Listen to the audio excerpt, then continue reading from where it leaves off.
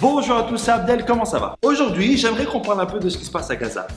Culture générale. Gaza est une ville située en Israël. Mais non, Gaza c'est en Palestine. Et non, parce que selon Google Maps, Gaza est en Israël. Après, où est Charlie? Où est la Palestine? Qu'est-ce qui s'est passé quand ils ont fait la carte chez Google? Patron, on a un petit problème. On a fini la carte et on est bloqué avec la Palestine. On fait quoi? Ouais, moi je veux bien les mecs, mais c'est une carte qui doit durer 10 ans. Et à la vitesse où ça va, je sais pas s'ils seront encore là les mecs. La Palestine qui est un pays arabe, qui est entouré de pays arabes, et je sais ce que vous allez me dire.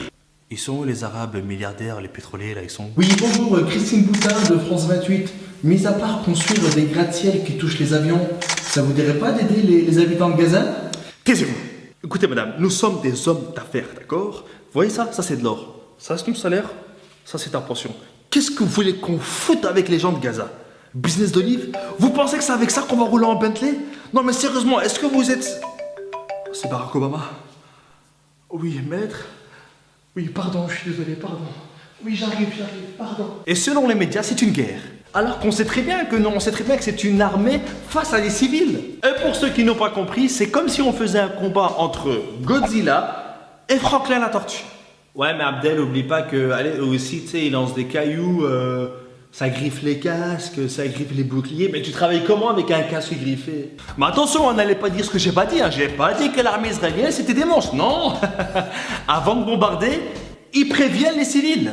Donc l'armée, pour les prévenir, fait ce qu'on appelle une petite explosion en guise d'avertissement imminent d'une attaque. Donc c'est une petite explosion pour prévenir, tu vois. La seule armée démocratique que je connaisse où, du haut en bas de la hiérarchie, on se pose du matin au soir des questions morales. Des questions morales. Mais attention, n'oublions pas que l'armée israélienne a décidé de faire une trêve de 5 heures. Eh, les mains en l'air, les mains en l'air. Les mains en l'air! Bon, c'est l'heure de la trêve. Allez jouer. Mais n'allez pas trop loin, hein. N'oublions pas que pour régler ce genre de conflit, il faut généralement l'intervention d'une institution supérieure, comme par exemple l'ONU. Il faut savoir que l'ONU a demandé un cessez-le-feu à l'armée israélienne. Cessez-le-feu immédiatement. Non. Et moi je vais demander, je vais rien faire de plus. Hein. Désolé. Et avec ce conflit, t'as même des gens, ils ont perdu leur humanité. T'as des mecs qui observent les bombardements à Gaza depuis des collines. Bon les mecs, ça va péter dans 5 secondes. Voilà, préparez-vous. Oh. Ah ouais les mecs, on est des merdes, ouais. On n'a pas filmé. Et il y a aussi le Premier ministre Netanyahou qui fait parfois des réflexions intéressantes. L'armée israélienne est une armée morale. Elle n'aspire pas à blesser des innocents, même un seul. Et il a raison. Un seul non. C'est 100, 200, 300, 1000. Ah, et tu déploies pas non plus 15 000 personnes pour une seule personne, ce serait con. Non mais franchement, ce serait con, hein. Nous opérons seulement contre des cibles terroristes. Mais oui, c'est clair. Nous regrettons blesser par erreur des civils. Mais oui, c'est clair. Des cibles terroristes. Petite question comme ça. Il y a souvent des terroristes dans les hôpitaux, dans les écoles. Je sais pas, dans les écoles, il y a des gosses, dans les hôpitaux, il y a des malades. Enfin, je pose simplement la question. Donc voilà, la vidéo est terminée.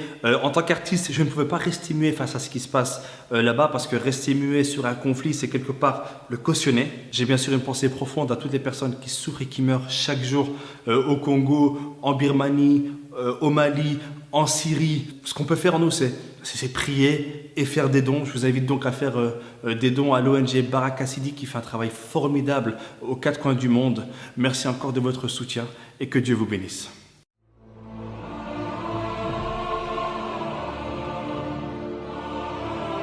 Ceux qui ont pris tout le plat dans leur assiette, laissant les assiettes des autres vides, et qui ayant tout, disent avec une bonne figure, une bonne conscience, nous, qui avons tout, on est pour la paix.